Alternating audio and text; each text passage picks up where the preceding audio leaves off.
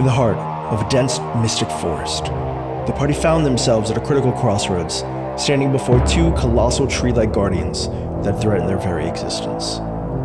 The air was thick with anticipation, as our heroes wrestled with the decision to either stand their ground and face these ancient protectors, or retreat hastily into the shadows.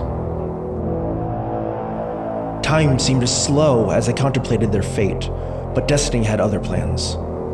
From the depths of the forest, the enigmatic elf named Oisin emerged, his dark green cloak billowing as he strode proudly between the party and the behemoth creature. With an air of wisdom and silver tongue, he engaged with the Guardians in a high-stake negotiation, seeking a peaceful resolution. The creatures revealed that Lady Eloine had entrusted Oisin with something they sought, and the Fae tribes were at stake because of it. The tension was palpable as Oisin's words danced between diplomacy and defiance.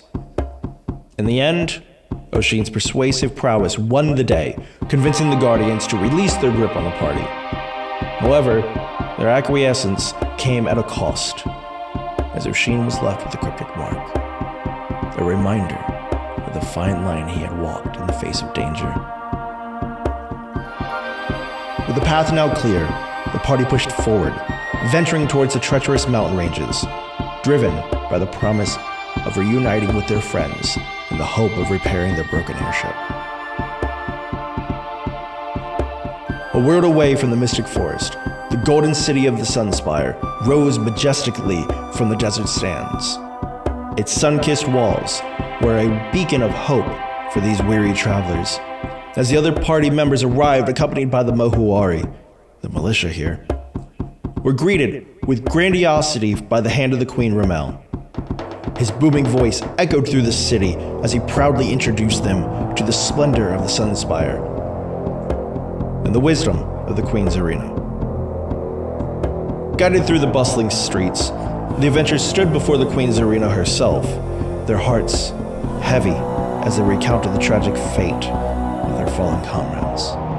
Though the grief weighed upon them, they accepted the honor of performing for the Queen's court, a tribute to the memories of those they had lost. It was during this moment that Eamon, who had been scouring the desert for the gold fallen from the ship, rejoined the group within the city walls, exhausted after wading through the desert, escaping from an ominous cavern and the threat that may lay within.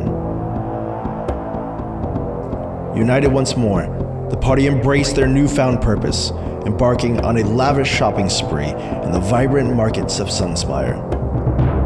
They bartered and sold the precious dragon parts that had taken their airship down to the Sunspire Arcana, securing a staggering 16,000 gold with the promise of an additional 3,000 upon further inspection, and spending almost 40,000 gold on items.